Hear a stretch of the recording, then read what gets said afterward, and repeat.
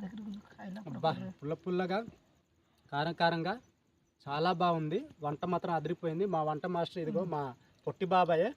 Hi friends, ఈరోజు పాతకోటకు దగ్గరలో ఉన్నటువంటి మా భాషలో కొష్ణపొద అంటారు అనమాట.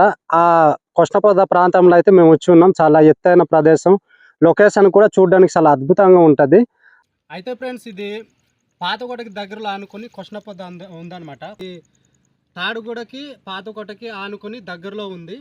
మరి మీరు ఎప్పుడైనా ఈ ప్రాంతాల్లో కనుక వస్తే విజిట్ చేయడానికి ట్రై చేయండి. ఈ లొకేషన్ మట్టుకి చాలా అద్భుతంగా ఉంటుంది. మరి అయితే మేము ఈ ఎత్తైన ప్రాంతానికి వచ్చిన తర్వాత ఈ విధంగా కుకింగ్ చేసి వండి తినడం అనేది మాకు చాలా సంతోషంగా ఉంది.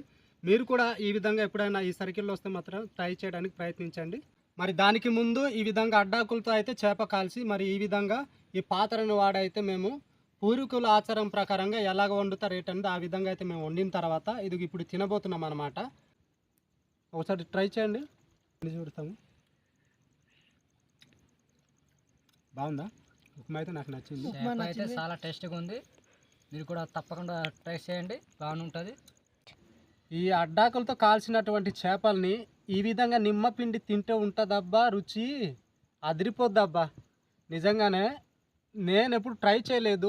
ఈరోజు మేము ఫస్ట్ టైం అనమాట ఇలా వంటకాలు చేసి తినడం అనేది.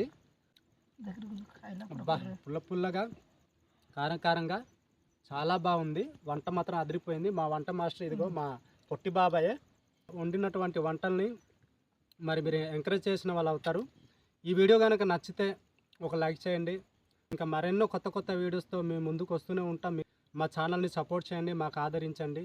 మరి ఈ వీడియో కనుక నచ్చితే లైక్ చేయండి, షేర్ చేయండి, సబ్స్క్రైబ్ చేయడం మాత్రం మర్చిపోకండి. Thank you for watching.